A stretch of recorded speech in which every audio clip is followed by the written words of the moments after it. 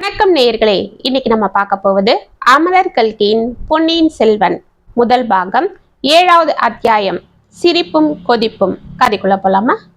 அரசுரிமையை பற்றி பழுவேட்டையரின் வார்த்தைகளை கேட்டதும் வந்தியத்தேவன் உடனே ஒரு முடிவுக்கு வந்தான். அரசுரிமையை பற்றி இவர்கள் என்ன பேச போகிறார்கள்? இவர்கள் யார் பேசுவதற்கு? இந்த கூட்டத்தில் நடக்கப் போவதை அறிந்து கொண்டே தீர வேண்டும். இங்கேயே உட்கார வேண்டியதுதான். இதை காட்டிலும் வசதியான இடம் வேறு கிடைக்காது. ஆழ்வார்க்கடியான் எப்படியாவது போகட்டும், அவனை பற்றி நமக்கு என்ன கவலை? இன்றைக்கு இங்கு ஏதோ மர்மமான நிகழ்ச்சி நடைபெறப் போகிறது என்ற எண்ணம் வந்தியத்தேவன் மனதில் முன்னமே உண்டாகியிருந்தது. ஆழ்வார்க்கடியானின் விபரீதமான பொருள் தரும் வார்த்தைகள், கோட்டை வாசற் காவலர்களின் துடுக்கான நடத்தை, சம்புவரையரின் அரைமனதான வரவேற்பு, வெறியாட்டம் ஆடிய சன்னதக்காரரின் ஆவேச மொழிகள், இவையெல்லாம் அவனுக்கு ஏதேதோ சந்தேகங்களை உண்டாக்கியிருந்தன. அந்த சந்தேகங்களை எல்லாம் நீக்கிக் கொள்ளவும் உண்மையை அறிந்து கொள்ளவும் இதோ ஒரு சந்தர்ப்பம் தெய்வாதீனமாக கிடைத்திருக்கிறது. அதை ஏன் நழுவ விட வேண்டும்? ஆஹா, தன்னுடைய உயிருக்கு உயிரான நண்பன் என்று கருதி வந்த கந்தமாறன் கூட தன்னிடம் உண்மையை சொல்லவில்லை. தன்னை தூங்க வைத்துவிட்டு இந்த ரகசிய நள்ளிரவு கூட்டத்துக்கு வந்திருக்கிறான். அவனை நாளைக்கு ஒரு கை பார்க்க வேண்டியதுதான். இதற்குள் கீழே பழுவேட்டையர் பேசத் தொடங்கிவிட்டார். வந்தியத்தேவன் காது கொடுத்து கவனமாக கேட்கலானான். உங்களுக்கெல்லாம் மிக முக்கியமான ஒரு செய்தியை அறிவிக்கவே நான் வந்திருக்கிறேன். அதற்காகவே இந்த கூட்டத்தை சம்புவரையர் கூட்டியிருக்கிறார். சுந்தர சோழ மகாராஜாவின் உடல்நிலை மிக கவலைக்கிடமாய் இருக்கிறது. அரண்மனை வைத்தியரிடம் அந்தரங்கமாக கேட்டு பார்த்தேன். அவர்கள் இனிமேல் நம்பிக்கைக்கிடம் இல்லை, அதிக காலம் உயிரோடு இருக்க மாட்டார் என்று சொல்லிவிட்டார்கள். ஆகவே இனிமேல் நடக்கப் போவதை பற்றி நாம் இப்போது யோசித்தாக வேண்டும் என்று கூறி பழுவேட்டையர் நிறுத்தினார். ஜோசியர்கள் என்ன சொல்லுகிறார்கள் என்று கேட்டார் கூட்டத்தில் ஒருவர். ஜோசியர்களை போய் கேட்பானேன்? சில நாளாக பின்மாலை நேரத்தில் வானத்தில் வால் நட்சத்திரம் தெரிகிறதே, அது போதாதா என்றார் ஒருவர். பின்னர் பழுவேட்டையர் கூறினார், ஜோசியர்களையும் கேட்டாகிவிட்டது. அவர்கள் சில காலம் தள்ளி போடுகிறார்கள், அவ்வளவுதான். எப்படி இருந்தாலும் அடுத்தாற்போல் பட்டத்துக்குரியவர் யார் என்பதை நாம் யோசித்தாக வேண்டும். அதை பற்றி இனி யோசித்து என்னாவது? ஆதித்த கரிகாலருக்குத்தான் இளவரசு பட்டம் 2 வருஷத்துக்கு முன்பே கட்டிவிட்டதே என்று இன்னொரு கம்மலான குரல் கூறியது. உண்மைதான். ஆனால் அப்படி இளவரசு பட்டம் கட்டுவதற்கு முன்னால் நம்மில் யாருடைய யோசனையாவது கேட்கப்பட்டதா என்று தெரிந்து கொள்ள விரும்புகிறேன். இங்கே கூடியுள்ள நாம் ஒவ்வொருவரும் 100 ஆண்டுகளுக்கு மேலாக 4 தலைமுறையாக சோழ சாம்ராஜ்யத்தின் மேன்மைக்காக பாடுபட்ட பழங்குடியை சேர்ந்தவர்கள். என் பாட்டனாருக்கு தந்தை திருப்புறம்பயம் போரில் இருந்தார். என் பாட்டனார் வேலூரில் நடந்த போரில் உயிர் விட்டார். என் தந்தை தக்கோலத்தில் உயிர் தியாகம் செய்தார். அம்மாதிரியே உங்கள் ஒவ்வொருவரின் மூதாதையரும் இந்த சோழ நாட்டின் மேன்மையை நிலைநாட்டுவதற்காக உயிரை கொடுத்திருக்கிறார்கள். நாம் ஒவ்வொருடைய குடும்பத்திலும் இளம் பிள்ளைகள் யுத்த களத்தில் செத்திருக்கிறார்கள். இன்றைக்கும் ஈழ நாட்டில் நம்முடைய குலத்தையும் குடும்பத்தையும் சேர்ந்த பிள்ளைகள் போர் செய்து வருகிறார்கள். ஆனால் அடுத்தபடியாக பட்டத்துக்கு வர வேண்டியவர் யார் என்பது பற்றி தீர்மானிப்பதில் நம்முடைய அபிப்பிராயத்தை மகாராஜா கேட்கவில்லை. தசரதர் கூட ராமருக்கு பட்டம் கட்டுவது பற்றி மந்திராலோசனை சபையை கூட்டியதாக செய்தி. மந்திரிகளையும் சாமந்தக்காரர்களையும் சேனை தலைவர்களையும் சிற்றரசர்களையும் ஆலோசனை கேட்டார். ஆனால் சுந்தர சோழ மகாராஜா யாருடைய யோசனையும் கேட்பது அவசியம் என்று கருதவில்லை. நம்மை யோசனை கேட்கவில்லை என்பது சரிதான்.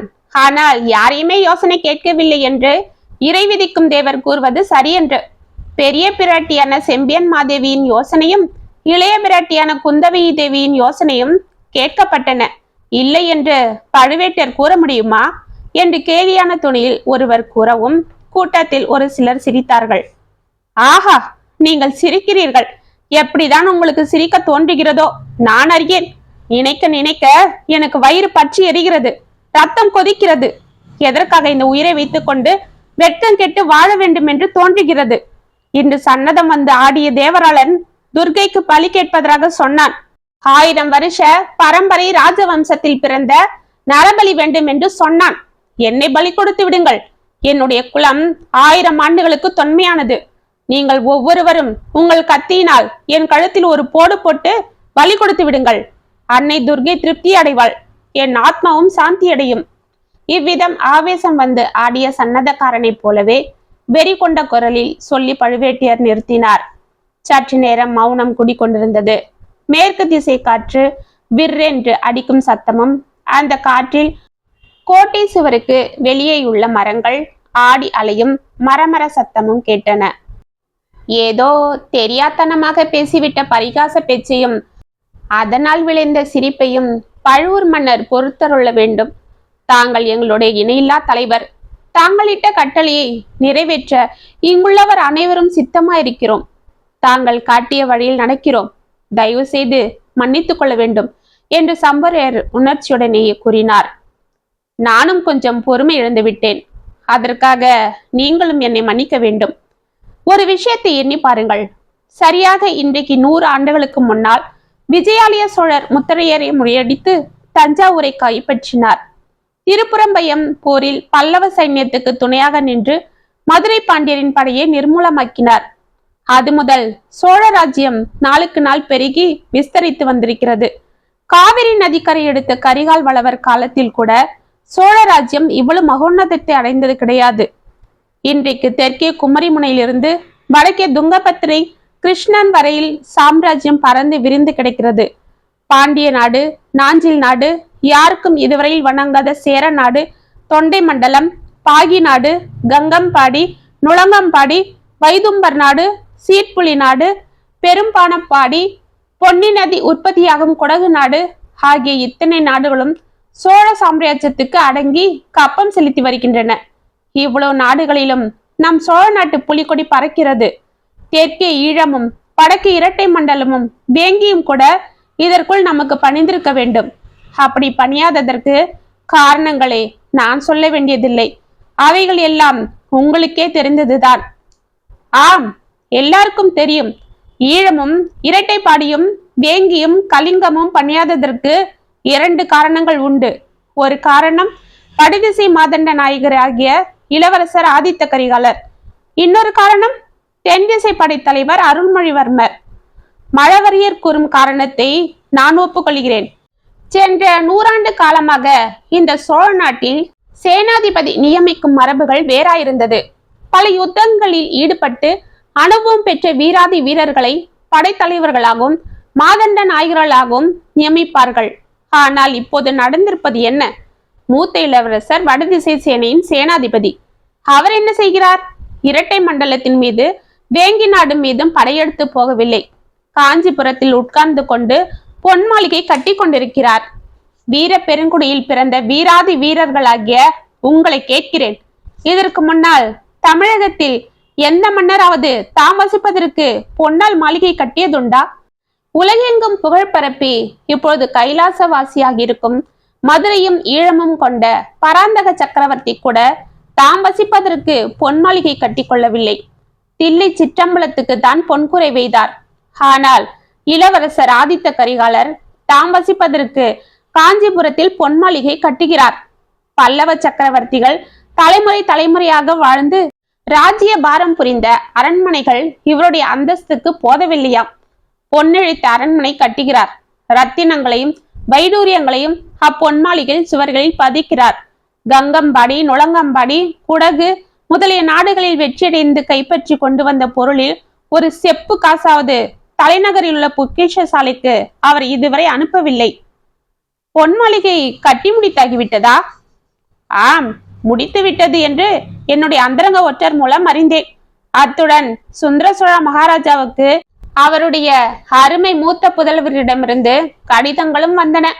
புதிதாக நிர்மாணித்திருக்கும் பொன் மாளிகையில் வந்து சுந்தர சோழ மகாராஜா சில காலம் தங்கியிருக்க வேண்டும் என்று. மகாராஜா காஞ்சிக்கு போக போகிறாரா என்று ஒருவர் கவலை ததும்பிய குரலில் கேட்டார். அத்தகைய கவலை உங்களுக்கு வேண்டாம். அப்படி ஒன்றும் நேராமல் பார்த்து கொள்ள நான் இருக்கிறேன். தஞ்சை கோட்டை காவலனாகிய என் சகோதரனும் இருக்கிறான். சின்ன பழுவேட்டையன் அனுமதி இல்லாமல் யாரும் தஞ்சை கோட்டைக்குள் புக முடியாது. என்னை அறியாமல் யாரும் மகாராஜாவை பேட்டி காணவும் முடியாது, ஓலை கொடுக்கவும் முடியாது. இதுவரையில் 2-3 தடவை வந்த ஓலைகளை நிறுத்திவிட்டேன். வாழ்க பழுவேட்டையர், வாழ்க பழுவூர் மன்னரின் சாணக்கியத்தனம், வாழ்க அவர் வீரம் என்னும் கோஷங்கள் எழுந்தன. இன்னும் கேளுங்கள். பட்டத்து இளவரசர் செய்யும் காரியங்களை காட்டிலும் ஈழத்தில் போர் நடத்த சென்றிருக்கும் இளவரசர் அருள்மொழிவர்மரின் காரியங்கள் மிக மிக விசித்திரமாயிருக்கின்றன. யுத்த தர்மத்தை பற்றி நாம் அறிந்திருப்பது என்ன? பரம்பரையாக பல நூறு ஆண்டுகளாக நம் முன்னோர்கள் கடைபிடித்து வந்திருப்பதுதான் என்ன? நம் நாட்டு படைகள் வேறு நாடுகளின் மீது படையெடுத்து சென்றால் நம் படைகளுக்கு வேண்டிய உணவுகளை அந்த வேற்று நாடுகளிலேயே சம்பாதித்துக் கொள்ள வேண்டும். அந்த நாடுகளில் கைப்பற்றும் பொருளை கொண்டே வீரர்களுக்கு ஊதியமும் கொடுக்க வேண்டும். மிகுந்த பொருள்களை தலைநகரில் உள்ள அரசாங்க பொக்கிஷத்துக்கு அனுப்பி வைக்க வேண்டும். ஆனால் இளவரசர் அருள்மொழிவர்மர் என்ன செய்கிறார் தெரியுமா? ஈழ நாட்டில் உள்ள நம் போர் வீரர்களுக்கெல்லாம் இங்கிருந்து கப்பல்களில் உணவு அனுப்பி வைக்க வேண்டுமா? ஒரு வருஷ காலமாக நானும் 10 தடவை பல கப்பல்களில் ஏற்றி உணவு அனுப்பி வந்திருக்கிறேன். விந்தை விந்தை, இந்த அநியாயத்தை பொறுக்கவே முடியாது. இப்படி கேட்டதே இல்லையே என்ற குரல்கள் எழுந்தன. இந்த அதிசயமான காரியத்துக்கு இளவரசர் அருள்மொழிவர்மர் கூறும் காரணங்களையும் கேட்டு வையுங்கள். படையெடுத்து சென்ற நாட்டில் நம் வீரர்களுக்கு வேண்டிய உணவுப் பொருளை சம்பாதிப்பது என்றால் அங்குள்ள குடிமக்களின் அதிருப்திக்கு உள்ளாக நேரிடுமாம். ஈழத்து அரச குலத்தரோடு நமக்கு சண்டையே தவிர ஈழத்து மக்களோடு எவ்வித சண்டையும் இல்லையாம். ஆகையால் அவர்களை எந்த விதத்திலும் கஷ்டப்படுத்த கூடாதாம். அரச குலத்தாருடன் போராடி வென்ற பிறகு மக்களின் மனமார்ந்த விருப்பத்துடன் ஆட்சி நடத்த வேண்டுமாம். ஆகையால் பணமும் உணவும் இங்கிருந்து அனுப்ப வேண்டுமாம். இச்சமயம் கூட்டத்தில் ஒருவர், படையெடுத்து சென்ற நாடுகளில் உள்ள ஜனங்களிடம் ஒன்றுமே கேட்க கூடாதா? அவர்களின் காலில் விழுந்து கும்பிட வேண்டும் என்ற யுத்த தர்மத்தை இதுவரை நாங்கள் கேட்டதே கிடையாது என்றார். அதனால் விளையும் விபரீதத்தையும் கேளுங்கள். 2 இளவரசர்களும் சேர்ந்து செய்யும் காரியங்களினால் தஞ்சை அரண்மனை தனப்பொக்கிஷமும் தானிய பண்டாரமும் அடிக்கடி மிக குறைந்து போகின்றன. உங்களுக்கெல்லாம் அதிக வரி போட்டு வசூலிக்கும் நிர்பந்தம் எனக்கு ஏற்படுகிறது. இதற்காகத்தான் என்னை இறை அதிகாரியாக்கி இருக்கிறார்கள். சோழ நாட்டின் மேன்மையே முக்கியம் என்று நான் கருதியிராவிட்டால் எப்பொழுதோ இப்பதவியை விட்டு தொலைத்திருப்பேன். ஆஹா, கூடவே கூடாது. தாங்கள் இப்பதவியில் இருப்பதுதான் எங்களுக்கெல்லாம் பெரிய பாதுகாப்பு. இந்த முறைகேடான காரியங்களை பற்றி தாங்கள் மகாராஜாவிடம் சொல்லி பார்க்கவில்லையா? சொல்லாமல் என்ன, பல தடவை சொல்லியாகிவிட்டது. ஒவ்வொரு தடவையும் பெரிய பிராட்டியிடம் கேளுங்கள், இளைய பிராட்டியிடம் கேளுங்கள் என்ற மறுமொழிதான் கிடைக்கிறது. முன்னமேதான் சொன்னேனே, மகாராஜாவுக்கு சுயமாக சிந்தனை செய்யும் சக்தியே இப்போது இல்லாமல் போய்விட்டது. முக்கியமான காரியங்களில் நம்முடைய யோசனைகளை கேட்பதும் இல்லை. அவருடைய பெரியன்னை செம்பியன் மாதேவி வாக்குதான் அவருக்கு வேத வாக்கு. அடுத்தபடியாக அவருடைய செல்வ குமாரி குந்தவி பிராட்டியிடம் யோசனை கேட்க சொல்கிறார். ராஜ்ய சேவையில் தலைநரைத்து போன நானும் மற்ற அமைச்சர்களும் அந்த சின்னஞ்சிறு பெண்ணிடம், கொள்ளிடத்துக்கு வடக்கேயும் குடமுரட்டிக்கு தெற்கேயும் சென்றறியாத பெண்ணிடம் யோசனை கேட்பதற்கு போய் நிற்க வேண்டும். எப்படி இருக்கிறது கதை? இந்த சோழ ராஜ்யம் ஆரம்பமான காலத்திலிருந்து இப்படி ராஜ்ய காரியங்களில் பெண்கள் தலையிட்டதாக நாம் கேள்விப்பட்டதில்லை. இத்தகைய அவமானத்தை எத்தனை நாள் நாம் பொறுத்து கொள்ள முடியும்? அல்லது நீங்கள் எல்லாரும் ஒருமுகமாக சொன்னால் நான் இந்த ராஜாங்க பொறுப்பையும் வரி விதித்து பொக்கிஷத்தை நிரப்பும் தொல்லையும் விட்டுவிட்டு என் சொந்த ஊரோடு இருந்து விடுகிறேன்.